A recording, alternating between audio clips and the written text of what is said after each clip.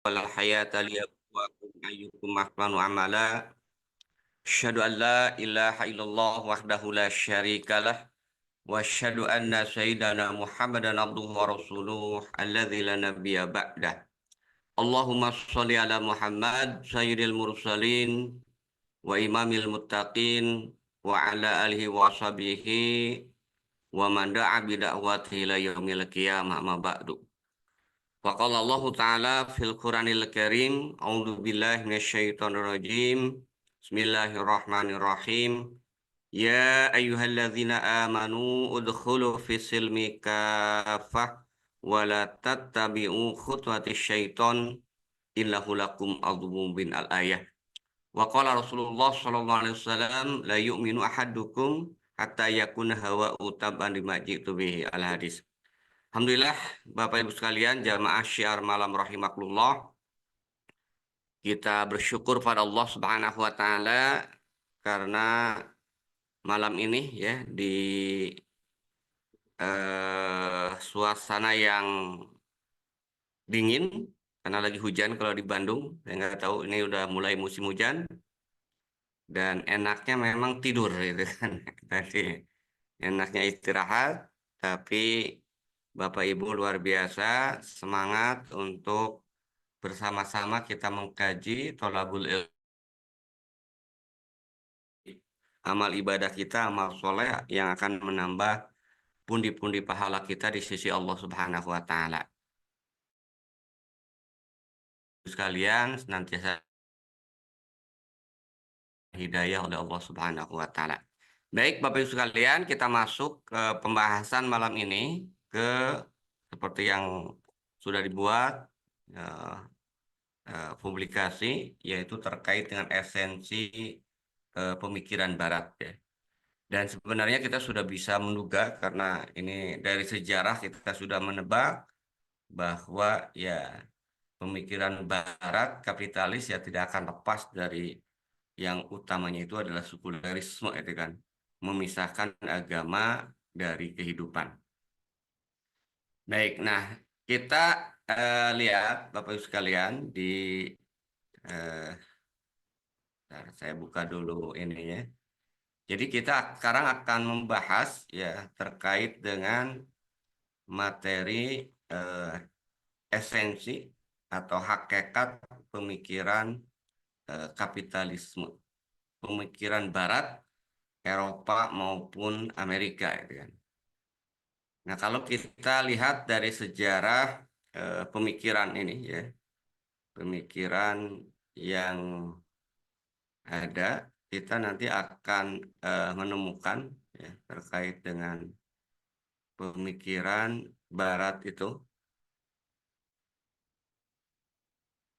yang tidak lain atau pemikiran Amerika ya yang sekarang menjadi apa adidaya dunia ya menggantikan Inggris ya.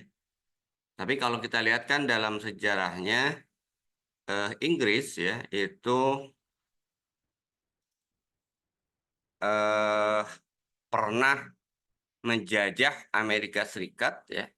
Maka kalau kita perhatikan karena pernah menjajah Amerika tadi, maka ya tidak jauh beda lah kalau kita lihat pemikiran mereka ya itu sama ya saya kira dengan pemikiran yang berasal dari Barat ya. Jadi atau Eropa ya yang kita kenal ya kan. Nah, jadi kita lihat di bentar ya.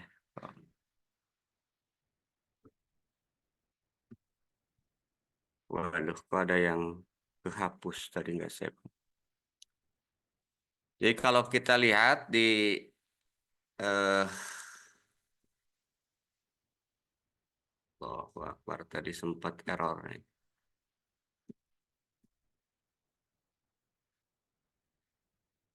Jadi kalau kita lihat di eh udah muncul slide-nya Ustaz, belum ya? Kok saya nggak bisa? Belum, Cek.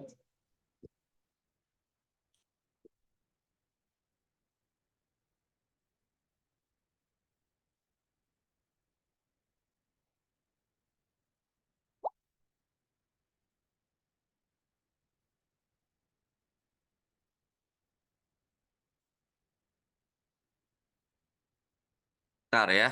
Kok Allahu Akbar suka ada gangguan gini. Allahu Akbar.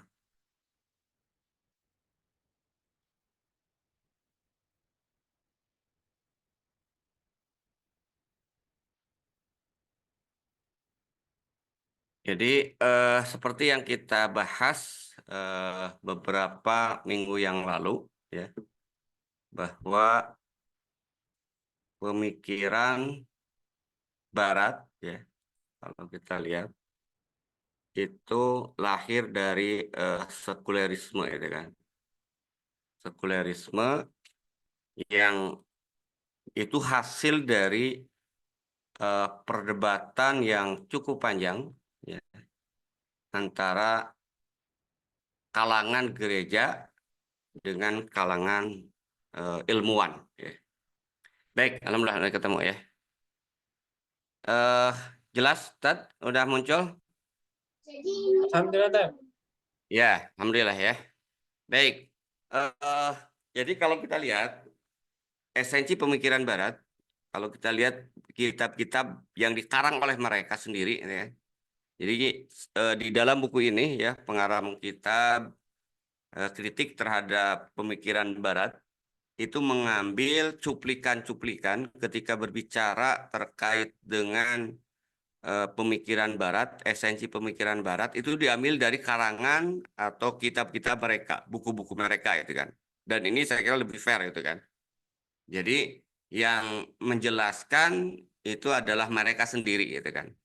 Nah, salah satunya adalah Huntington, Samuel Huntington dalam bukunya The Clash of Civilization, dia menjelaskan bahwa ini terjemahannya sudah banyak saya kira bukunya yang diterjemahkan dengan judul Benturan Antar Peradaban. Ini bukunya sempat bestseller gitu kan, bestseller gitu kan. Nah, ciri utama dari Barat ini dia menyebutkan bahwa hakikat peradaban Barat itu adalah pemisahan antara otoritas spiritual dan otoritas duniawi. Jadi memisahkan antara otoritas spiritual, spiritual itu agama. Kenapa? Kok ciri khasnya memisahkan antara otoritas spiritual dengan otoritas yang kita bahas di pertemuan sebelumnya, bahwa pemikiran Barat lahir dari pertentangan yang terus-menerus antara kalangan gereja dan kalangan ilmuwan, kan? Nah, sehingga ini akhirnya membawa perubahan setelah terjadi kesepakatan di antara mereka harus ada pemisahan antara otoritas spiritual dan otoritas duniawi. Inilah yang menurut Samuel Huntington tadi, pemikiran Barat inilah yang berkontribusi besar terhadap perkembangan kebebasan di dunia Barat. Nah, di dalam buku itu juga dijelaskan secara historis kalau kita bicara terkait dengan peradaban Barat yang sekarang dipimpin oleh Amerika, gitu kan. Jadi beliau menjelaskan bahwa identitas nasional Amerika itu ditentukan secara budaya itu oleh warisan peradaban Barat. Jadi Amerika itu mewarisi peradaban Barat. Kenapa? Karena kita tahu dalam sejarah juga Amerika itu dijajah oleh Barat, salah satunya Inggris itu kan. Nah, sehingga budaya yang dikembangkan oleh Amerika, pemikiran yang dikembangkan oleh Amerika, tentu pemikiran-pemikiran yang asalnya itu dari Barat. Ya. Nah, secara politik itu kemudian dimodifikasi bahasa saya itu kan oleh prinsip-prinsip hukum Amerika yang disetujui secara aklamasi oleh orang Amerika. Maka muncullah kemudian ide-ide yang terkait dengan pemikiran dasarnya itu kebebasan, demokrasi, individualisme, persamaan di dalam hukum, konstitusional, dan juga pembahasan terkait dengan hak milik pribadi. Itu di buku Benturan Antar Peradaban yang membahas terkait dengan identitas atau karakteristik pemikiran atau peradaban Barat. Ya. Di buku yang lain, ya, dia mengutip dari buku yang lain maksudnya, di situ disebutkan bahwa Eropa itu adalah sumber yang unik dari ide-ide kebebasan individu, demokrasi politik, supremasi hukum, hak asasi manusia, dan kebebasan budaya. Nah, jadi kalau kita lihat, ide ini ditegaskan dalam buku tersebut adalah ide-ide Eropa. Jadi apa yang dikembangkan oleh Amerika itu adalah ide-ide Eropa, ya, bukan ide Asia, Afrika, ataupun Timur Tengah, ya, kecuali melalui adopsi. Inilah yang menjadikan peradaban Barat itu kemudian menjadi unik, gitu kan. Nah, cuman ini kan eh, walaupun sekarang umat Islam mewarnai ada di sana maksudnya, gitu kan. Tapi ya saya kira secara sosiologi, secara kemasyarakatan belum nampak. Ya. Ya kenapa? Karena memang tadi Islam ditempatkan sebagai musuh radikal, teroris, ya kan? Islam yang kemudian diakui hanya secara ritual. Sementara dalam konteks politik ekonomi, yaitu belum mewarnai pemikiran-pemikiran Barat saat ini, gitu kan. Nah, itu yang pertama, itu kan. Kemudian dari buku yang lainnya, ya, What is the West, ya kan, karangan seorang filosof, ya, tapi namanya bukan filosof. Kalau diterjemahkan tuh filosof, tapi sebenarnya saya cari bukunya bukan filosof, tapi Philip Nemo, gitu ya. Jadi nama orang, bukan filosof Nemo, gitu ya. Tapi nama orang Philip Nemo, gitu ya. Nah, dia mengarang buku yang berjudul What is the West, ya kan? Apa itu Barat? Nah, di situ dia menyebutkan bahwa peradaban Barat yang paling utama itu didefinisikan dengan pendekatan, ya ini artinya ketika berbicara terkait dengan Barat, dia menyebutkan bahwa Barat itu negara hukum, ya, secara teori, ya. Tapi kalau kita lihat prakteknya dalam kenyataannya, negara hukum itu untuk mengatur di antara warga negaranya.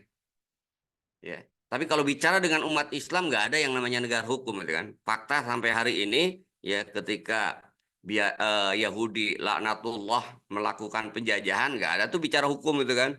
Padahal mereka agresor, mereka merampas tanah saudara kita di Palestina, itu kan. Tapi nggak ada bicara negara hukum. Yang ada itu adalah negara penjajah Yahudi laknatullah itu. Bicara demokrasi, kemudian kebebasan individu, rasionalisme kritis, gitu kan. Ini tadi untuk mengkritik terkait dengan kebijakan-kebijakan gereja pada saat itu.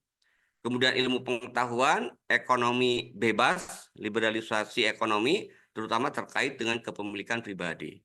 Itu menurut buku What is the West, ya kan. Nah, yang lainnya menyebutkan, ini juga dalam buku yang dikarang oleh Ferguson, ya kan, dalam bukunya Civilization, The West and the Rest, ya kan, hampir saya kira sama itu kan. Dia menyebutkan bahwa capaian peradaban Barat atau esensi dari peradaban Barat itu adalah kapitalisme, sains atau ilmu pengetahuan, supremasi hukum, dan kemudian demokrasi. Nah, ini yang menarik, selalu mereka membawa supremasi hukum, itu kan. Seolah-olah hukum di atas segala-galanya, itu kan. Ini memang dalam perjalanan sejarah mereka yang kelam ketika gereja, ya, menjadi otoritas dalam segala hal. Nah, inilah yang kemudian mereka tentang, itu kan. Sehingga mereka mengembalikan itu tidak boleh kepada otoritas gereja, tapi harus diserahkan kepada supremasi hukum yang mereka sepakati, gitu kan. Nah, begitu juga dalam buku yang lainnya, Law and Freedom in Western Civilization, ya, menggambarkan bagaimana kemudian peradaban Barat, ya, itu peradaban Barat dengan isinya atau intinya itu adalah kebebasan, ya. Jadi peradaban Barat itu dua menurut buku yang ditulis oleh Sir Ramsay Muir ini. Beliau menyebutkan bahwa peradaban Barat itu kebebasan merupakan kerangka dan syaratnya, hukum merupakan daging dan inderanya. Jadi ini menarik, bahasa-bahasa mereka itu hukum. Cuman hukum tadi lah, hukum buatan manusia yang kemudian mereka terapkan memang kadang-kadang mereka tegas, gitu kan. Tapi untuk sesama mereka. Tapi kalau sudah berhubungan dengan umat Islam, nyaris hukum itu seolah-olah kemudian tidak ada. Ya kan? Nah, sementara di dalam organisasi nilai Eropa yang dipublish di Europe Where the Info, itu kan, dalam bukunya Definition of Most Europe, gitu kan, itu menyebutkan 6 nilai dasar masyarakat Eropa. Jadi ada 6 nilai dasar masyarakat Eropa, itu kan. Yang pertama pemikiran humanistik, ya. Tapi kalau kita perhatikan pemikiran humanistis yang dimaksud di sini diperjelas fokusnya itu pada individualitas manusia. Jadi terkait dengan hak-hak individu, ya, kebebasan individu. Ya. Makanya kalaupun sekarang berkembang, ya, termasuk juga pendeta Sang Paus yang datang ke Indonesia, ya, kemarin, yang kemudian dicium keningnya oleh imam besar Masjid Istiqlal, yang sekarang akhirnya dia dapat berkah dengan cium Paus itu menjadi Menteri Agama, gitu kan. Mungkin keberkahan, ya kan, bagi dia, gitu kan. Wallahu alam, gitu kan. Sehingga dengan mencium keningnya Paus jadi Menteri Agama. Orang liberal, ya memang itu, ya. Karena syarat Menteri Agama itu jelas harus liberal, ya kan. Sebelumnya bahkan lebih parah, gitu kan, pemikirannya. Nah sekarang ya nggak jauh beda, itu kan. Nah, jadi saya ingin contohkan tadi, ya, si Paus itu, ya, mengatakan bahwa, ya, LGBT itu sah-sah saja diakui, gitu kan. Ini kan apa landasannya? Karena tadi kebebasan individu. Kemudian mereka mengagung-agungkan rasionalitas, ciri yang kedua dari masyarakat Eropa, ya, nilai dasar masyarakat Eropa. Kemudian sekulerisme selalu ada. Hampir semua penulis, hampir semua kemudian sejarawan atau ilmuwan ketika berbicara terkait dengan pemikiran atau budaya atau nilai-nilai Eropa, ya, nilai-nilai Barat, itu selalu ada sekulerisme, selalu ada supremasi hukum, selalu ada demokrasi dan hak asasi manusia. Makanya di sini kalau kita lihat, kalau umat Islam ini tahu sejarah, gitu kan, belum bicara terkait dengan nas lah, ya, dalil. Kalau bicara dengan dalil kan dulu kita sempat, ya, saya pernah ada seorang kiai ustadz ceramah kemana-mana, itu kan, ketika sudah masuk kemudian masuk parlemen, terperangkap dengan demokrasi, ketika ada yang kemudian mengkritisi dengan pernyataan bahwa salah satu kesesatan demokrasi itu adalah ketika rakyat manusia mengambil hak Allah untuk menentukan, dengan dalil yang kemudian disampaikan inilah hukmu illa lillah, dia mengatakan itu masa lalu, kita sudah lewat, ya kan. Jadi inilah hukmu illa lillah itu katanya sudah lewat. Sekarang masa yang praktek, gitu kan. Nah ini kalau kemudian kita sadar, ya, sejarah terkait dengan pemikiran-pemikiran Eropa, ya, dan Barat, ya, sekulerisme, supremasi hukum, demokrasi, dan hak asasi manusia, itu kan lahir dari perdebatan tadi, gitu kan, antara gereja dengan kalangan ilmuwan, ya. Nah, ini yang kemudian ditambah dengan para filosof, ya kan, para filosof yang ada di abad pertengahan waktu itu. Nah, sementara di dalam buku yang lainnya, Mailan Foxy ini nggak disebutkan orang mana, saya lupa, nggak ngecek, gitu kan. Dia menyebutkan ketika berbicara terkait dengan nilai dan pondasi peradaban Barat, ya, itu banyak, itu hampir nggak jauh beda, itu kan. Dia menyebutkan bahkan yang pertama itu adalah sekulerisme. Ya. Nanti akan kita lihat, ya, kita ambil kesimpulan terkait dengan peradaban Barat ini, yaitu sekulerisme ini, gitu kan.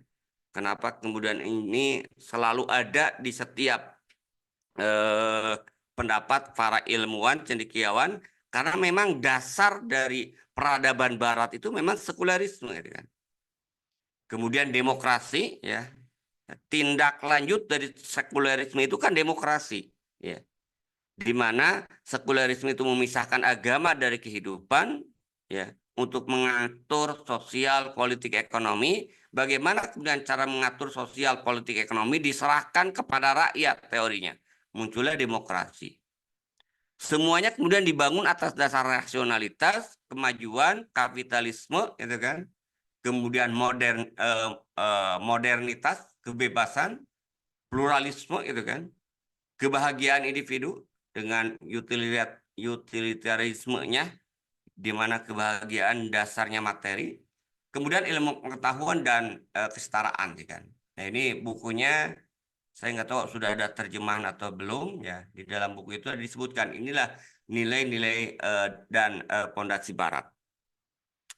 Nah, itu kalau kita lihat ragam. Jadi tadi pengarang buku ini ya itu menyebutkan mengutip dari berbagai filosof, sejarawan maupun pemikir terkait dengan pemikiran Barat. Nah, kemudian beliau rangkumkan ya, beliau rangkumkan bahwa pemikiran Barat ya kan, itu secara halo,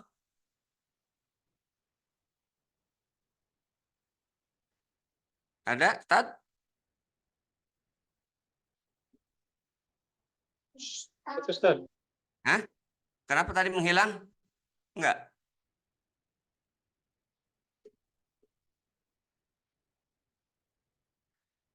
Kelihatan nggak? Jelas ya? Masih?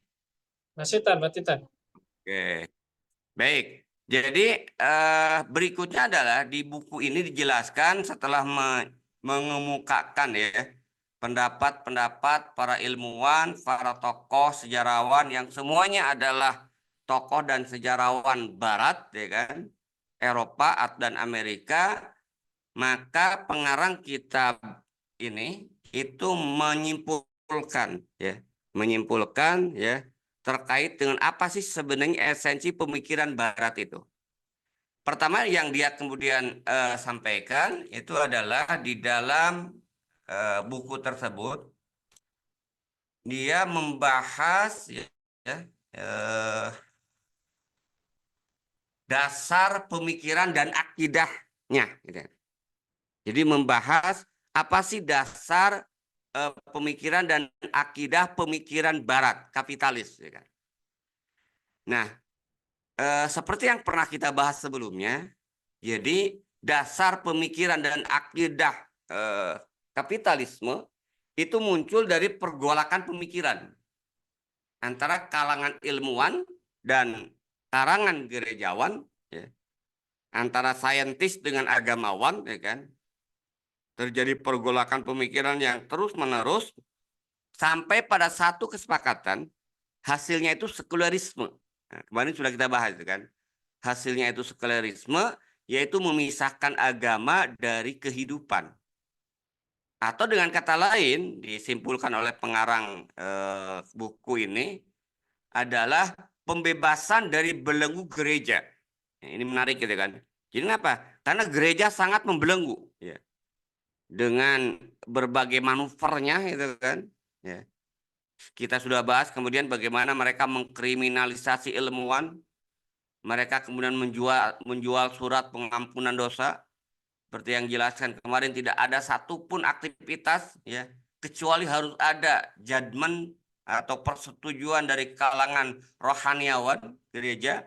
Dan inilah yang membuat kemudian kalangan saintis ilmuwan berontak karena banyak ya selain korupsi dan ketidakadilan juga banyak kemudian dogmatis yang ada di dalam gereja itu, kitab Bible itu bertentangan dengan sains dan teknologi. Sehingga terjadi kemudian benturan yang luar biasa, pergolakan pemikiran, simpulnya itu sebenarnya sampai pada kesepakatan yang diinginkan oleh ilmuwan itu kan udahlah nggak usah ada agama itu kan. Tuhan itu tidak ada. Tapi faktanya kan tadi orang rohaniawan juga banyak pendukungnya. Dan itu juga ada, saya kira juga sesuai dengan fitrah manusia. Bahwa nggak mungkin manusia menghilangkan keyakinan terhadap Sang Pencipta. Tapi tadi itu kan akhirnya terjadi kompromi, hasilnya apa? Tadi pembebasan dari belenggu gereja dan meninggalkan aturan agama serta bersandar pada akal manusia. Ya.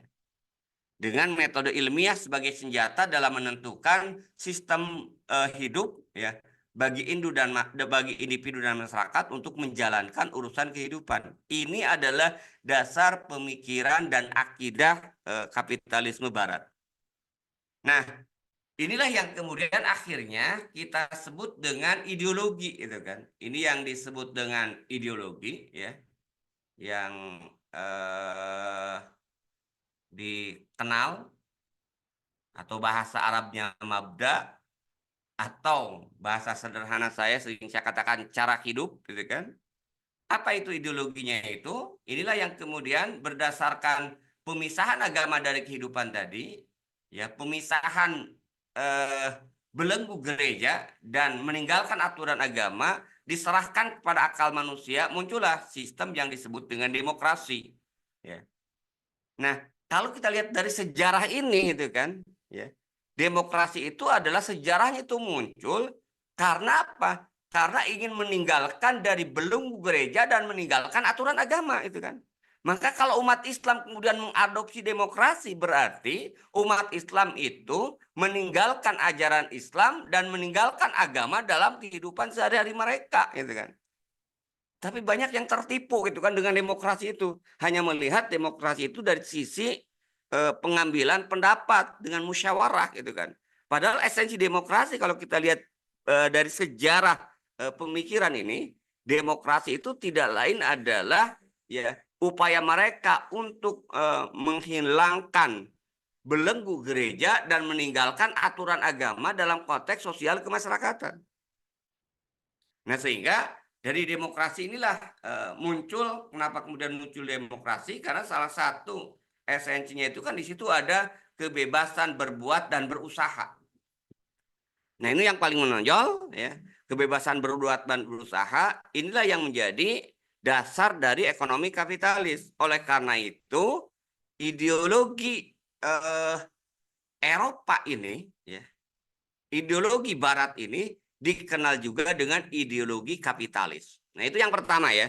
Jadi kesimpulannya itu yang pertama yang disimpulkan oleh penulis, ya, dalam kitab ini, beliau menyebutkan bahwa dasar pemikiran dan akidah peradaban Barat itu adalah sekularisme atau ideologi kapitalis, memisahkan agama dari kehidupan. Itu yang pertama. Kemudian dijelaskan berikutnya itu adalah terkait dengan peradabannya. Lalu apa aja yang kemudian dipahami atau disebarkan, ya, atau yang menjadi landasan yang dibangun di atas akidah tersebut, yaitu peradabannya. Apa sih yang disebut dengan peradaban? Peradaban itu dijelaskan di kitab itu adalah kumpulan konsepsi tentang kehidupan yang diadopsi oleh suatu umat. Ya. Kalau kita sering sebutnya culture, itu kan, budaya, itu kan, yang digunakan untuk menyelesaikan problem yang dihadapi oleh manusia. Nah, ini, gitu kan, yang pertama dan utama tadi sudah sebutkan sekularisme, kemudian demokrasi baik bentuk maupun isinya. Nah, ini menarik, gitu kan. Apa sih yang disebut dalam kitab ini pemikiran peradaban Barat? Demokrasi itu merupakan peradaban Barat baik bentuk maupun isinya. Bentuknya itu pemerintahan, pemilihan umum, supremasi hukum, pemisahan kekuasaan, yudikatif, legislatif, dan eksekutif. Isinya itu berupa sistem nilai yang tegak atas dasar kebebasan yang fundamental. Ya. Jadi ini yang disebarkan oleh mereka, itu kan. Ya. Kemudian rasionalisme, artinya apa rasionalisme? Akal yang memutuskan segala sesuatu. Tadi itu kan, ketika pertentangan tadi, agama, gereja kemudian dihentikan perannya dalam kehidupan, ya kan? Maka semua diserahkan kepada akal, semuanya didasarkan rasionalisme. Ya. Kemudian kebebasan individu dan kebebasan umum dengan dimensi pemikiran, politik, ekonomi, dan sosialnya, ya, sama, ya. Maaf, ini 2 kali ke kopi, gitu kan. Nah, berikutnya itu individualisme. Yang paling menonjol kita lihat itu individualisme. Dan ini sudah kita saksikan, ya. Dan sekarang termasuk di Indonesia juga kan, kebebasan individu, ya. Kemudian pluralisme dengan dimensi pemikiran, sakofiah, dan tokoh politik dan sosialnya. Kemudian hak asasi manusia, sama, ya, termasuk ide kesetaraan gender, gitu kan. Ini muncul juga dari hak asasi manusia, gitu kan. Dan yang terakhir ini dalam konteks standar kebahagiaan, ya, itu adalah kemanfaatan. Ini teori filsafat, saya kebetulan ngajar filsafat juga, yang disebut dengan teori utilitarianisme, gitu kan. Bahwa kebahagiaan itu ditentukan oleh apa? Ditentukan oleh sampai sejauh mana manusia bisa memenuhi kebutuhan fisiknya. Ya. Dan ini berkorelasi, ya, ide atau prinsip utilitarianisme ini dengan hedonisme, ya. Dan ide kesejahteraan yang dijadikan sebagai standar teologisnya. Nah, itu dari sisi peradabannya, ya. Nah, kemudian yang berikutnya, sakofahnya. Apa yang disebut dengan sakofah? Sakofah itu sebenarnya merupakan kumpulan pengetahuan. Nah, cuman di barat, ya, itu dicampurkan antara sakofah dengan ilmu, gitu kan. Jadi ketika mereka bicara terkait dengan sakofah, sebenarnya di dalamnya itu, berbicara terkait dengan ilmu, di dalamnya itu ada sakofah dan sains, gitu kan. Ada sistem dan ilmu, gitu kan. Nah, jadi kalau kita bicara terkait dengan peradaban barat, dari sisi sakofahnya tidak lain didominasi oleh sebutan ilmu yang mereka kembangkan hari ini. Nah, mereka membungkus ilmu tersebut, tidak mereka misahkan dengan istilah culture, sistem, ya. Mereka semuanya seolah-olah itu bebas nilai, ya kan? Nah, sehingga mereka membagi ilmu itu berdasarkan bidang, spesialisasi, dan kurikulumnya, itu kan. Maka, ya, dibuatlah, gitu kan, secara umum ada ilmu alam, ilmu sosial. Ilmu alam nanti dibagi dua, ada ilmu murni, ada ilmu terapan, ada juga ilmu hayat, fisika, kimia, astronomi, itu ilmu murni. Ilmu sosial ada ilmu yang terkait dengan politik, psikologi, ekonomi, sosiologi, kemudian ada antropologi, arkeologi, dan yang lain-lain, kan. Mereka semua membungkus ini dengan bahasa ilmu, gitu kan. Padahal kalau kita bicara terkait dengan fisiologi misalnya, itu bukan ilmu. Kalau bahasa kita itu adalah sakofah, culture, ya. Kalau dalam pembahasan ada hadoroh madaniyah, itu bukan lagi madaniyah, sudah masuk dalam hadoroh, gitu kan. Misalnya itu kan, psikologi itu kan tokohnya itu Sigmund Freud, ya, yang dia mengatakan bahwa manusia hidup itu didorong oleh kebutuhan seksual, gitu kan. Sehingga seksual itu adalah kebutuhan hidup, bukan naluri, gitu kan. Karena kebutuhan hidup mereka samakan dengan makan dan minum, gitu kan. Sehingga seks bebas telah lahir dari ideologi ini, gitu kan. Nah, ini contoh, gitu kan, terkait dengan sakopah yang mereka bungkus dengan ilmu, gitu kan. Nah, karena itu di buku itu, ya, ketika kita membahas terkait dengan sakopah barat dan akan mengkritiknya, gitu kan, maka kalau kita lihat ada rambu-rambu yang harus diperhatikan, gitu kan. Jadi ketika kita mengkritik, ada rambu-rambu yang harus kemudian diperhatikan. Pertama, ya, di dalam itu disebutkan ketika kita membahas sakofah barat atau yang mereka sebut dengan ilmu tadi, ya, kita harus membedakan antara dua hal, antara aspek teoritis dan aspek praktis.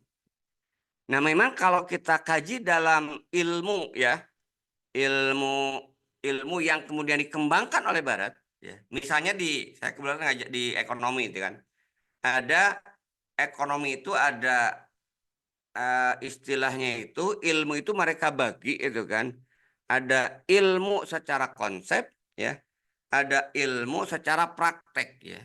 Jadi ada istilahnya itu teori dan kemudian praktek, gitu kan. Nah, kadang-kadang antara teori dan praktek mereka itu tidak selalu harus sama, gitu kan. Ada istilahnya itu Dasein Sollen, gitu kan. Atau ada istilahnya itu normatif positif. Nah, ini istilah lain. Ada normatif, ada positif. Nah, misalnya dalam konteks ekonomi, mereka membedakan ada antara ilmu ekonomi normatif dengan ilmu ekonomi positif. Ya. Ilmu ekonomi normatif berbicara terkait dengan konsepnya. Ilmu ekonomi positif terkait dengan praktek. Misalnya secara normatif, mereka membahas dalam sistem ekonomi kapitalis, ya, ilmu normatif ekonomi kapitalis, pemerintah itu tidak boleh campur tangan dalam perekonomian. Serahkan semuanya itu kepada mekanisme pasar. Itu normatifnya, itu kan. Tapi secara positif, ketika ada kebutuhan untuk menyelamatkan, ya, perekonomian, misalnya untuk menyelamatkan perbankan dari dari kebangkrutan, nah, yang digunakan bukan ekonomi normatif, tapi ekonomi positif, di mana secara praktek, ya, negara harus turun tangan. Ya. Maka di Amerika Serikat, ya, termasuk juga kita di Indonesia itu, karena kita juga sama dengan Amerika menganut ideologi kapitalis, ekonomi kapitalis, ketika bank menghadapi ancaman kebangkrutan, ya, walaupun ada yang tidak bisa diselamatkan kemudian dilikuidasi, ada yang disebut dengan bail out. Ya. Bail out itu adalah talangan yang diberikan oleh negara dari APBN untuk menyelamatkan perbankan. Dan itu kemudian dilaksanakan di Amerika Serikat. Itulah yang disebut dengan ekonomi positif. Sementara normatifnya itu nggak boleh gitu kan. Kenapa? Karena normatif negara tidak boleh campur tangan. Nah, jadi ketika kita membahas sakopah dalam konteks ilmu itu kita harus hati-hati. Kita bedakan di barat itu ada ilmu yang terkait dengan aspek teoritis dan aspek praktisnya. Atau dalam bahasa kita harus membedakan antara ilmu dan sistem. Ya. Nah ini yang berat memang gitu kan. Kalau kita tidak punya background itu kan. Background ya. Misalnya belajar ekonomi aja gitu kan. Kalau kita tidak mempelajari ekonomi Islam dulu, atau jangankan tidak mempelajari ekonomi Islam, mempelajari ekonomi Islam tapi tidak dari sudut pandang ideologi, seperti yang ditulis oleh Syekh Taqiyuddin An-Nabhani dalam kitabnya Sistem Ekonomi Islam, kadang-kadang kita sulit untuk membedakan yang berasal dari barat itu antara ilmu dan sistemnya gitu kan. Nah, karena itu memang perlu ini kejeniusan dalam ini. Makanya luar biasa Syekh Taqiyuddin kan ketika beliau membahas terkait dengan sistem ekonomi Islam dengan terlebih dahulu mengkritik ya ekonomi itu, bahwa ekonomi itu menurut beliau ada ilmunya, ada sistemnya. Atau misalnya ada khadoroh dan madaniyah. Nah, kita kan sering sekarang gitu kan mendapatkan lelucon, omongan lelucon dari tetangga. Kamu anti demokrasi, sementara laptop pakai buatan Amerika, handphone, iPhone pakai buatan Yahudi gitu kan. Tapi kok anti demokrasi? Nah, ini contoh. Ketika mereka tidak memahami khadoroh dan madaniyah, mereka bicaranya itu bagi kita lucu karena kita tahu itu kan ada hadorah, ada mandaniyah. Mana yang boleh kita ambil dari barat, mana boleh yang tidak. Nah, kalau tidak kita tahu ya, dalam kerangka sakofah atau ilmu atau teknologi yang dibawa oleh barat, ya, kita akan sulit, nggak bisa membedakan mana yang boleh, mana yang tidak. Kalau kita tidak memiliki kerangka itu, gitu kan. Makanya ketika kemudian mengkritiknya juga kita sama. Kita tidak akan mengkritik sainsnya. Yang kita kritik itu adalah hadorahnya. Ya. Yang ketiga, ini bahasa saja ya, bahasa saya aja di sini. Kalau di buku itu hanya disebutkan disinggung epistemologi itu kan. Cuman karena kebetulan saya ngajar filsafat ilmu juga. Jadi kalau kita telusuri ilmu yang harus kita pahami, ilmu secara epistemologi dan ontologi mungkin bersifat bebas nilai. Ya. Tapi dari aspek ontologinya, dari aspek apa ini bukan ontologi ya, double. Maksudnya dari aspek aksiologi, bukan ontologi itu. Aksiologinya, action penerapannya, ilmu itu tidak bebas nilai. Gitu. Contoh, saya S1, S2, 3 akuntansi. Akuntansi dari sisi epistemologi, ontologi itu bebas nilai. Kenapa? Karena yang namanya mencatat transaksi bisnis, ya semua itu sama membutuhkan. Kapitalis membutuhkan pencatatan transaksi bisnis. Islam juga memerintahkan ketika terjadi transaksi dicatat. Tapi ketika actionnya, aksiologinya, ya, itu tidak sendiri.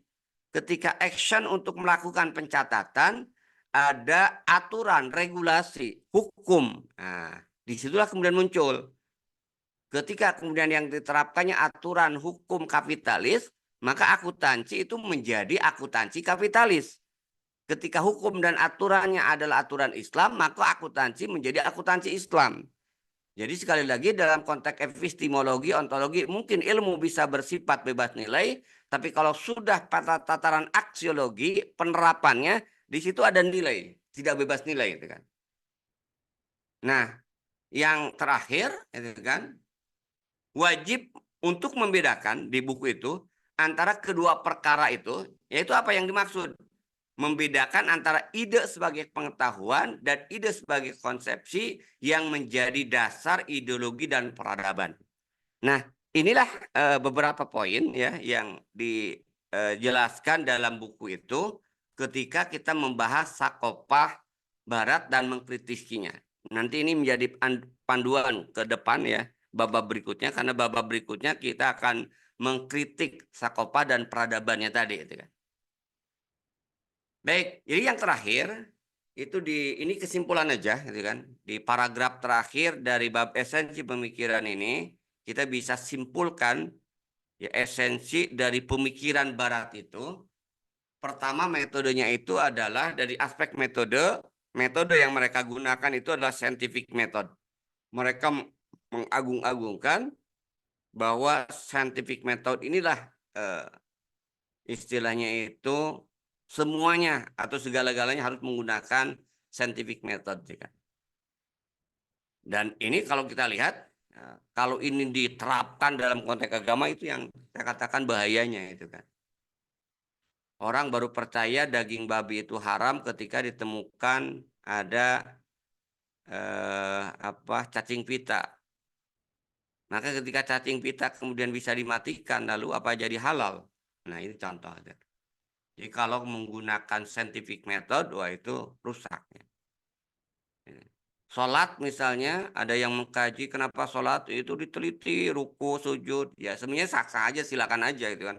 Tapi kalau itu sebagai itu sebagai filosofi dasar untuk kita semakin semangat untuk bukan untuk semangat ya, menjadi dasar kita untuk sholat, itu saya kira sesuatu yang tidak dibenarkan. Ya kan?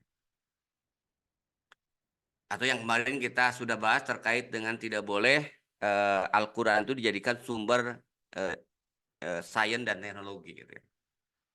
Kemudian hasilnya ya metodenya eksperimental atau ilmiah atau saintifik, hasilnya itu adalah pemikiran pencerahan menurut mereka atau pemikiran modern. Ya. Kemudian ideologinya adalah ideologi kapitalis, ya. Akidahnya sekulerisme, metode penyebarannya penjajahan, sistemnya demokrasi, ya kan? Falsafahnya liberalisme dengan kecenderungan individualismenya, dan persepsi kehidupannya itu adalah kemanfaatan atau tadi yang disebut dengan utilitarianisme. Itu saya kira ya, saya dan Bapak Ibu sekalian terkait dengan esensi pemikiran Barat. Inilah nanti yang akan kita kritisi pada bab berikutnya. Saya baca misalnya bab berikutnya, pertama yang dikritisi itu adalah metode berpikirnya, gitu kan. Dan dilanjutkan juga dengan pemikiran, pemahaman-pemahaman atau turunan-turunannya. Itu barangkali ya. Wallahu a'lam bishawab. Assalamualaikum warahmatullahi wabarakatuh.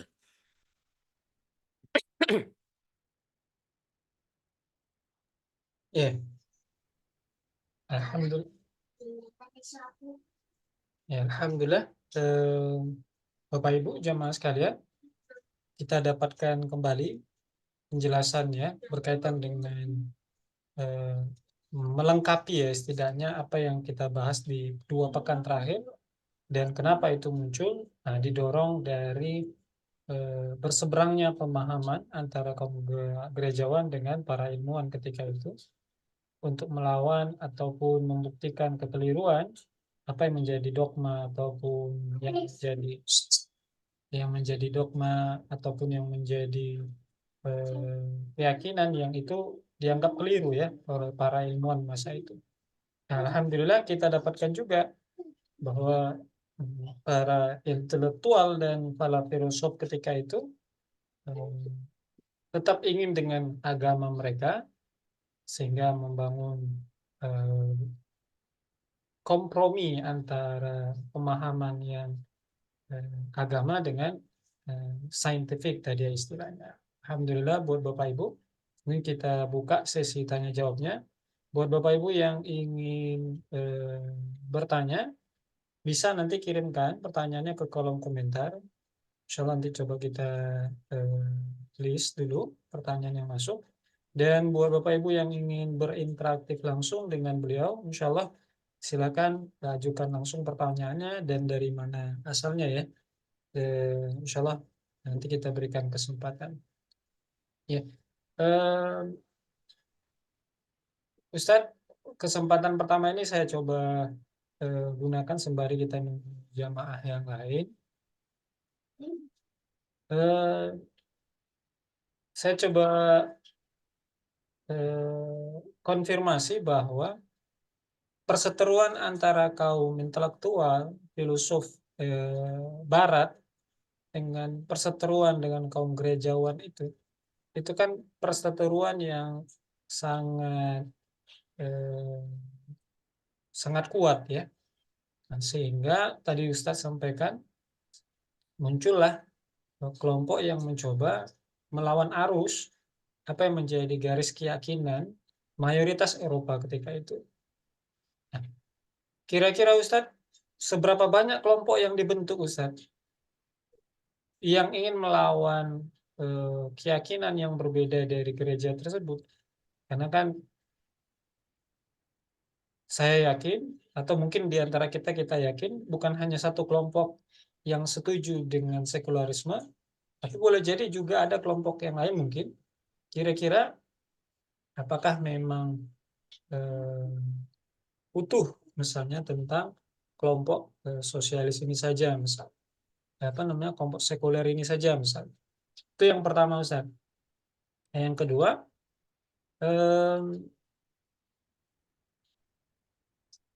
di ideologi kapitalis ini, kenapa yang diprioritaskan itu seperti yang tadi disampaikan teori-teorinya, itu lebih kepada politiknya, Ustaz. Lebih cenderung politiknya, bahkan pemikirannya. Kalau tadi kita sempat di diskusi yang berbeda kesempatan, kita katakan kapitalis ini esensinya adalah ekonomi.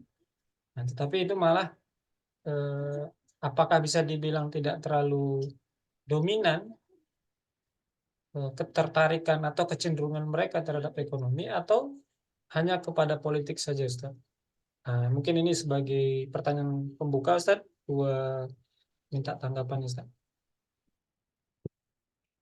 Ya, yang pertama kalau kita perhatikan ya, seberapa banyak kelompok. Kalau kita bicara kelompok kan sebenarnya dimanapun ya, kelompok perubahan itu kan ada di kalangan intelektual, ya kan. Ada nggak kalangan terpelajar ya. Mereka sebenarnya ya satu kelompok gitu kan. Cuman mungkin dari berbagai mazhab gitu kan. Jadi kalau kita baca misalnya di apa istilahnya itu di peta pergolakan ya antara gerejawan yang pada saat itu kan sebenarnya ada tiga segmen ya kelompok di tengah-tengah masyarakat Eropa pada saat itu. Pertama gereja ya, kalangan rohaniawan, kemudian yang kedua kalangan politikus, empat mereka kan, yang ketiga ilmuwan, saintis, yang keempat rakyat umum gitu kan. Kalau kita bicara eh, kondisi sosial masyarakat pada masa itu. Nah, gereja dan politikus itu kemudian menggunakan kolaborasi bahasanya. Kolaborasi untuk apa? Untuk melakukan kezoliman, memeras dan juga melakukan tindakan-tindakan korupsi misalnya itu yang dijustifikasi oleh gereja ya dan siapa yang kemudian menjadi objeknya itu rakyat ya. Nah, cuman kan rakyat secara umum kalau tidak ada yang menggerakkan diem gitu kan. Walaupun mereka tahu gitu kan ketidakadilan. Nah, siapa yang menggerakkan kalangan intelektual? Nah, kalau saya lihat yang kemudian mencoba mendobrak kezaliman, kolaborasi antara gereja dengan politikus, itu dua kelompok gitu kan, yang nanti didukung oleh masyarakat yang memang merasakan. Kelompok pertama tadi, kelompok saintis, ya. Saintis itu tadi yang melihat bahwa dogmatis dogmatis gereja itu bertentangan dengan sains dan teknologi. Ditambah dengan juga mereka melihat kezaliman yang dilakukan oleh gereja dan juga politikus yang kemudian di backup oleh gereja. Mereka kemudian bongkar kan dua dua dua kebokrokan tadi. Bagaimana kemudian gereja eh, istilahnya itu bertentangan dogmatiknya dengan sains dan teknologi. Yang kedua, perilaku korupsi mereka, gitu kan, dan kolaborasinya dengan politikus. Nah, yang kedua, kelompok yang kedua itu kelompok dari rohaniawan yang dalam bahasa saya itu yang sadar. Makanya kan salah satu pemberontak yang kemudian juga akhirnya juga awalnya itu juga kena hukuman itu kan rohaniawan yang istrinya itu ingin meluruskan peran gereja gitu kan. Nah, jadi saya lihat dua ini, nah, dan rakyat nanti sebagai pendukung aja gitu kan, pendukung setelah dua kelompok ini kemudian melakukan perlawanan, ya masyarakat kemudian mendukung, ya terjadilah perubahan.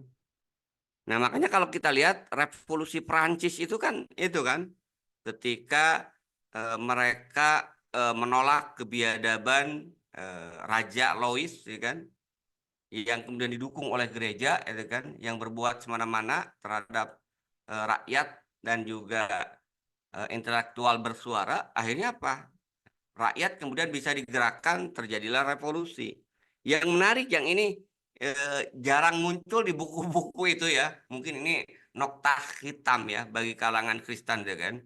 Di semboyan revolusi Prancis itu kan tiga yang sering muncul itu kan, kebebasan, persamaan, ya kan. Tapi ada satu lagi gitu kan, gantung, ya, Faust, Raja Louis dengan usus Paus. Itu kan luar biasa. Yang ini nggak pernah muncul di buku-buku sejarah di Indonesia itu kan. Nah, padahal itu kan keras sekali itu kan. Kenapa? Karena tadi mereka saking muaknya itu kan dengan perilaku-perilaku rohaniawan yang pada saat itu kemudian kerjasama dengan Raja Louis untuk melakukan penindasan terhadap rakyat. Nah, itu saya lihat ya. Jadi kalau kalau saya melihat memang ya kelompoknya intinya kelompok intelektual, cuman terbagi dua, intelektual saintis dan intelektual yang tadi dalam kategori rohaniawan yang mereka sadar bahwa telah banyak penyimpangan ya di tubuh mereka sendiri di kalangan gereja itu. Dan ini akhirnya menjadi opini di tengah masyarakat, masyarakat kemudian memberikan dukungan. Itu yang pertama itu kan. Yang kedua, saya agak kurang menangkap saat pertanyaannya. Kenapa harus ekonomi atau apa? Apa nih? Yang tadi disampaikan atau yang Ustadz kutip tadi dari beberapa pemikir mereka, kenapa yang Hmm, lebih cenderung itu politiknya daripada ekonominya. iya, iya, ya. Nah, kalau kita lihat, kan sebenarnya yang mengatur kehidupan masyarakat itu kan politik gitu kan. Ya. Jadi ekonomi itu kan nanti ya berikutnya itu kan. Tapi yang paling dominan itu kan kebijakan politik gitu kan. Aktivitas politik gitu kan. Makanya yang banyak dibahas memang terkait dengan masalah politik gitu kan. Kenapa? Karena semua kebijakan-kebijakan ekonomi itu ditentukan oleh kebijakan politik gitu kan. Makanya sama ini juga kan kalau kita lihat dalam konteks Islam aja, kita berbuih-buih bicara ekonomi Islam gitu kan. Tapi kalau politik ekonomi Islamnya tidak dijalankan, ya itu nggak ada ini itu kan, nggak bisa kemudian terlaksana. Contoh sederhana itu kan. Saya eh, 5 tahun yang lalu kalau nggak salah di kampus saya itu ada kuliah umum orang BI, ya orang BI tapi dia Direktorat Perbankan Syariah. Nah, kemudian dia cerita itu kan, dia mengeluh karena hampir 10 tahun lebih, berarti sekitar 2005-an ya, 15 tahun ya, 2007-an, karena Bank Muamalat 92. Sudah 15 tahun lebih ya, perbankan syariah itu ada, tapi market share-nya itu masih belum menyentuh di angka 10%. Ya. Dia bilang, ini ada apa gitu kan. Indonesia itu mayoritas muslim gitu kan, tapi hampir 15 tahun perkembangan bank syariah, market share perbankan syariah itu tidak melebihi 10%. Artinya apa? 90% uang itu ada di bank konvensional, bank ribawi. Nah, saya waktu itu jawab gitu kan. Ya. Dan bahkan saya bilang, saya jamin saya bisa merubah dalam waktu singkat, ya, bisa sampai 40% market share perbankan syariah. Wah, bagus tuh Pak, gimana caranya? Saya bilang gampang gitu kan. Gunakan politik gitu kan. Rubah tuh salah satu BUMN, ya. Misalnya BRI ya, waktu itu saya bilang, BRI aja di BRI syariah kan. Nggak ada BRI operasionalnya syariah. Bukan dalam bentuk window, bukan dalam bentuk cabang atau anak. Kan waktu itu kan semua BUMN buka anak kan. BRI buka BRI syariah, BNI buka BNI syariah itu kan. Kemudian Mandiri syariah. Saya bilang jangan gitu. Saya bilang, kalau mau 40% itu langsung bisa semalaman juga. Tinggal keluarkan SK aja saya bilang oleh Menteri Keuangan atau kerjasama dengan Direktur BI itu kan. Salah satu BUMN harus dirubah menjadi bank syariah.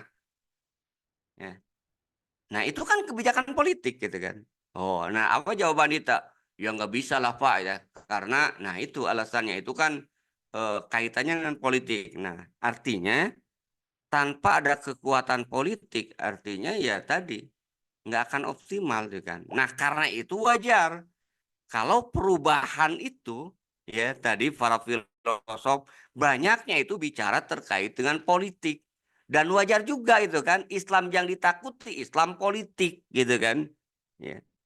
Apalagi kalau politiknya sudah khas khilafah. Wah, itu sudah gitu kan dianggap radikal. Tapi kalau politiknya masih Islam politik dalam bingkai demokrasi ya, walaupun agak ditakuti masih bisa dikendalikan lah. Mereka tidak terlalu gitu kan. Bahkan kalau kita lihat itu kan Barat itu mendorong umat Islam yang berbicara tentang politik itu arahkan ke politik demokrasi, masuk parlemen gitu kan. Kalau sudah itu kan kerangkeng gitu kan. Ya udah kan faktanya gitu kan.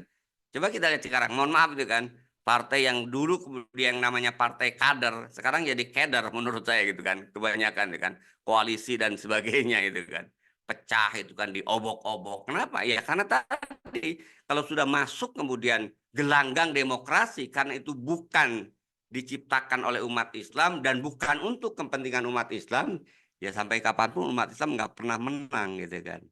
Nah itu jadi kenapa yang lebih banyak menonjol itu memang politik. Karena politik itulah yang menentukan arah hidup sebuah bangsa. Ekonomi itu kan lahir dari kebijakan politik gitu kan. Itu ya barangkali ya. Wallahu a'lam bishawab. Ya, kenapa muncul pertanyaan itu, Ustaz? Eh, Pernah kita dapatkan informasi ataupun penjelasan bahwa kapitalisme itu kan dari namanya saja itu kan mencirikan kapital, Ustaz. Nah, mestinya yang dominan itu adalah ekonominya. Tetapi dari pemaparan teori-teori tadi, ternyata memang meskipun porsinya kita lihat tadi memang porsinya itu lebih cenderung kepada porsi yang lebih besar kepada politik, meskipun dinamakan dengan kapital, kapitalisme tadi.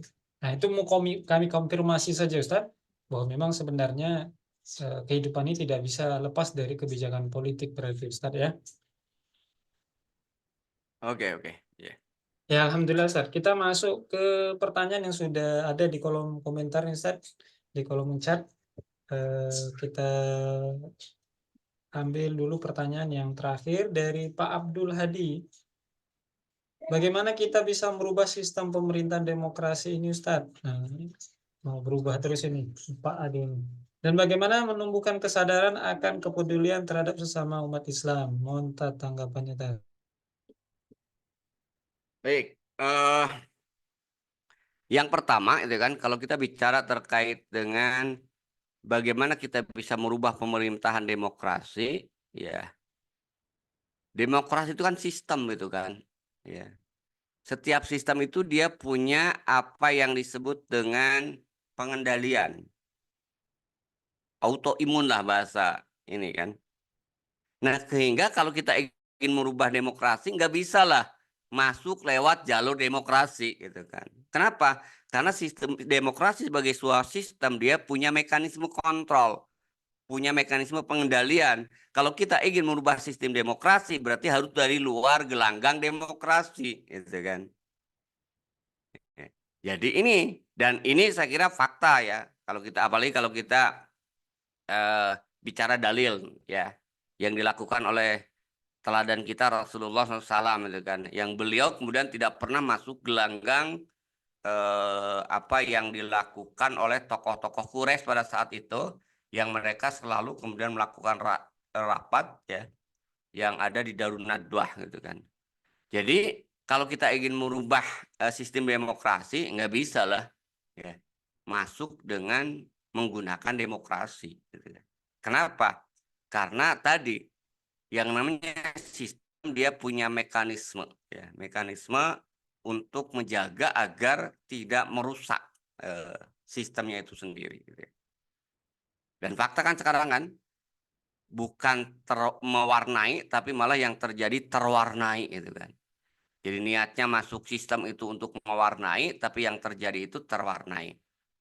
Bahwa ada mungkin madorot dan manfaat yaitu alamiah lah ya. Tapi kan tadi, nah ini juga akhirnya kita akan menemukan tadi kan. Kalau seseorang berbuat atas dasar manfaat, itu nah, tadi sudah kita temukan kan, di sejarah pemikiran Barat, salah satu karakteristik pemikiran Barat itu berbuat atas dasar manfaat. Makanya kalau berjuang dalam demokrasi atasnya manfaat, ya maka berarti pola pikir dia bukan pola pikir Islami, sudah pola pikir Barat, ya. Kenapa? Karena pola pikir Islami, standar perbuatan itu halal dan haram, bukan didasarkan pada manfaat dan madorot, ya kan? Itu ya. Jadi kalau kita ingin kemudian merubah demokrasi, ya harus berada di luar demokrasi, ya. Dengan cara apa? Tegakkan sistem Islam. Insya Allah kemudian demokrasi secara otomatis akan hancur itu kan. Ketika umat Islam hanya berpegang teguh pada syariat Islam, aturan Allah Subhanahu wa taala. Kemudian bagaimana menumbuhkan kesadaran akan terhadap sesama umat Islam. Memang ya kita itu ngeri itu kan. Ya. Jadi saya sering sampaikan kalau contoh kasus di Palestina itu kan, ini semakin membuktikan bahwa sebenarnya yang dijajah itu bukan Palestina. Sering saya sampaikan. Jadi yang dijajah itu China dan negeri-negeri kaum muslimin yang lain, Arab Saudi, kemudian juga Turki termasuk di dalamnya itu kan. Apalagi Yordan juga dekat itu kan. Ya semua sebenarnya terjajah. Jadi secara pemikiran gitu kan. Nah, karena itu kalau kita ingin kemudian mewujudkan kepedulian umat, maka tadi menurut saya harus harus melepaskan pemikiran-pemikiran Barat tadi. Nah, kita akan temu tadi kan salah satu pemikiran Barat yang menjajah kaum muslimin, ya kan, terutama para pemimpin ya, nasionalisme dan kebebasan, ya kan. Ini saya kira. Nah, karena itu kalau ingin menumbuhkan, kalau saya sih sebenarnya, kalau kita lihat kan gejolak yang ada di seluruh dunia Islam, sebenarnya kepedulian umat Islam itu sudah tinggi itu kan. Yang rendah itu adalah kepedulian penguasa-penguasa negeri-negeri kaum muslimin yang sebenarnya mereka itu adalah antek-antek penjajah kapitalis, ya. Disadari atau tidak itu kan. Ya. Kenapa? Ya karena ketika mereka istilahnya itu tidak mau mengirimkan tentaranya, sederhananya aja itu kan, maka sebenarnya itu menjadi antek gitu kan. Kenapa? Karena itu yang diinginkan oleh Barat kapitalis agar pemimpin-pemimpin negeri kaum muslimin silakanlah mereka teriak, silakan mereka memberi bantuan dalam bentuk uang, makanan. Tapi kalau sudah bantuan terkait dengan militer, nah mereka akan cegah gitu kan, dan nggak ada yang berani gitu kan. Karena semuanya itu tadi itu kan masih dikendalikan itu kan. Ini yang saya lihat itu kan. Jadi kalau saya lihat memang sebenarnya umat sudah sadar, umat peduli, cuman yang menjadi hambatan itu adalah pemimpin-pemimpin umatnya tadi gitu kan. Nah, cuman kalau ditanya lebih lanjut ya, harusnya kan kalau umat ini sadarnya ini berarti kesadarannya belum paripurna itu kan. Maka kalau kesadaran mereka paripurna, maka yang akan mereka lakukan itu adalah dengan jalan apa? Dengan jalan mengganti dulu berarti penguasanya agar penguasanya itu tidak mau kemudian diganti, bukan tidak mau, tidak dikendalikan oleh negara-negara kapitalis itu kan. Nah, itu ya barangkali. Ini menarik kemarin saya diskusi gitu kan. eh Kabinet second ya kan. Kabinet apa istilahnya itu? Gemuk gitu kan. Kan di antara yang itu kita lihat kan sejak SBY, kemudian juga berikutnya Megawati ya. Megawati pernah sedikit ini ya. Terus juga 10 tahun sekarang dilanjutkan Menteri Keuangannya itu selalu orang itu.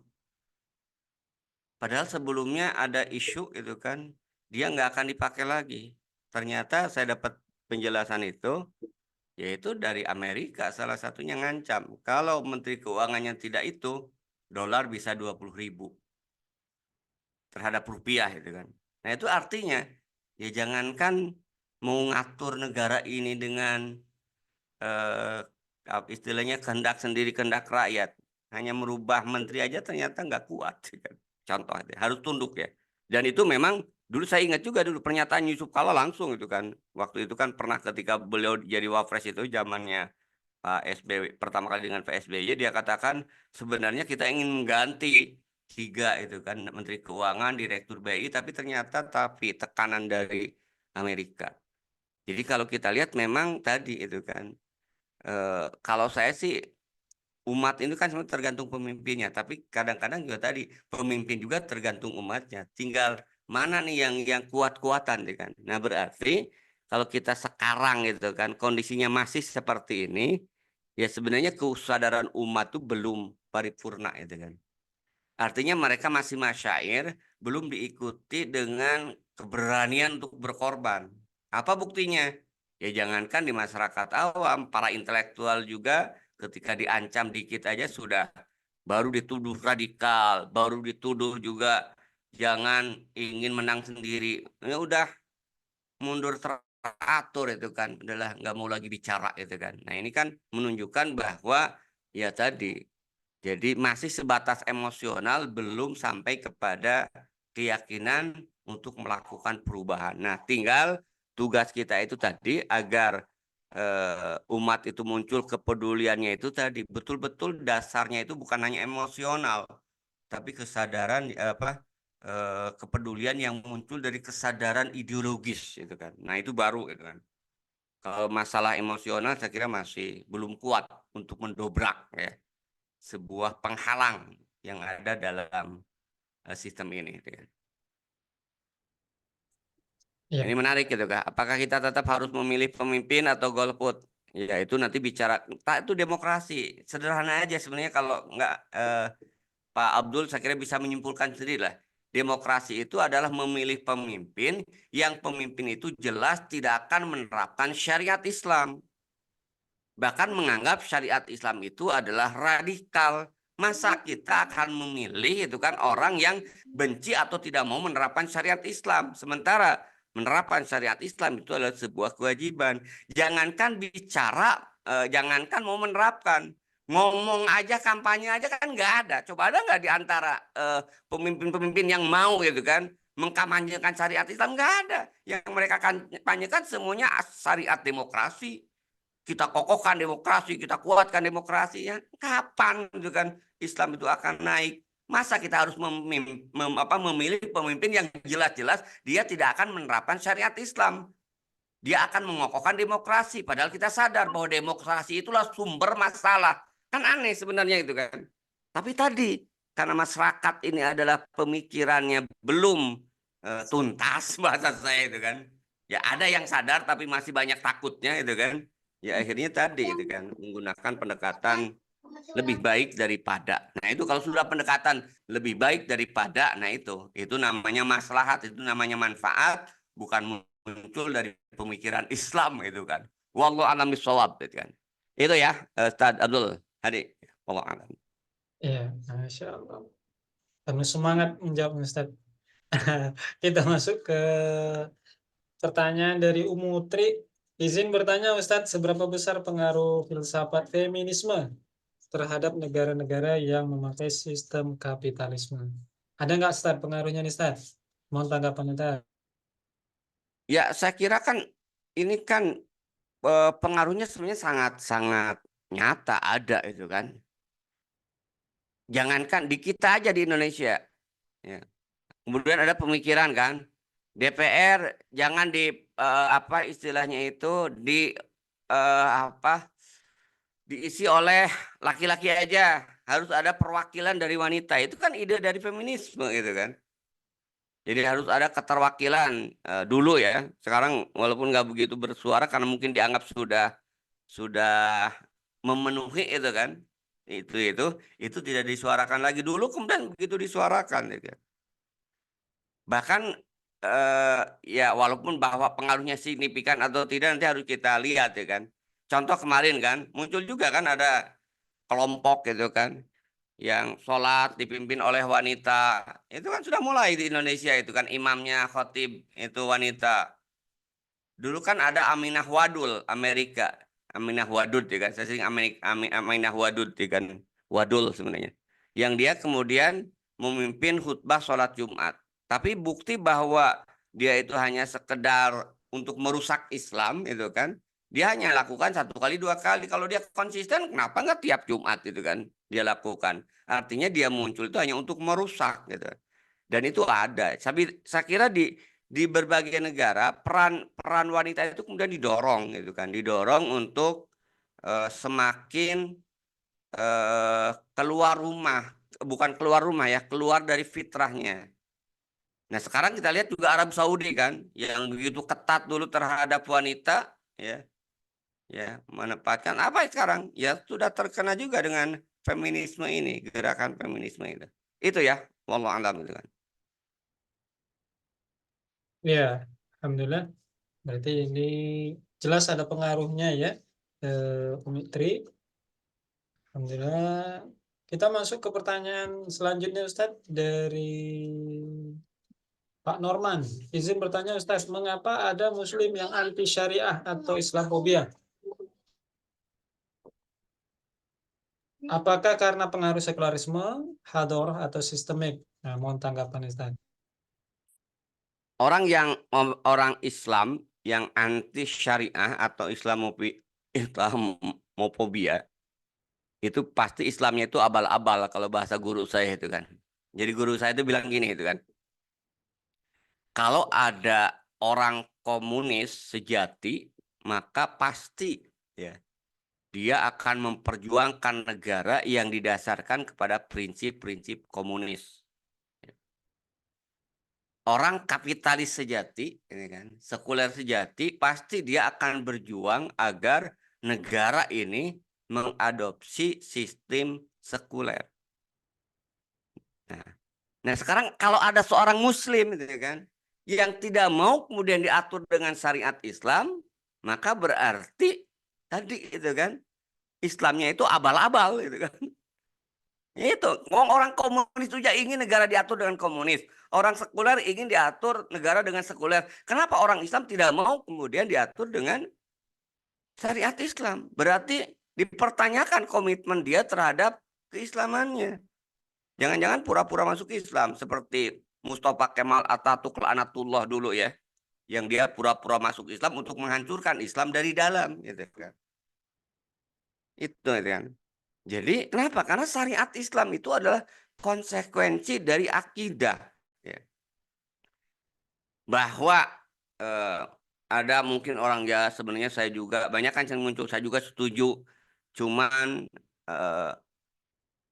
belum mampu aja atau lihat situasi, yaitu lain masalah gitu kan. Tapi kalau ada orang Muslim kemudian dia terang-terangan anti syariat Islam atau Islamofobia tadi, Islamnya itu abal-abal lah gitu kan. Palsu kalau bahasa guru saya itu kan. Nah, apakah karena pengaruh sekularisme, hadorah atau sistemik? Ya tiga-tiganya bisa jadi. Pengaruh sekularisme tadi, karena dia memandang bisa jadi Islam itu adalah hanya seperti agama Kristen yang tidak mengatur aspek lain kecuali hanya ritual. Saya sering sampaikan ya kan, Islam itu kan ada dua ya. Dalam konteks Islam sebagai agama, Islam sebagai ideologi. Nah, kalau kapitalisme, komunisme itu ideologi. Ya. Kristen, Hindu, Buddha itu agama. Nah, termasuk Islam sebagai agama tadi kalau ngatur ritual. Nah, Islam itu berada di irisan tadi.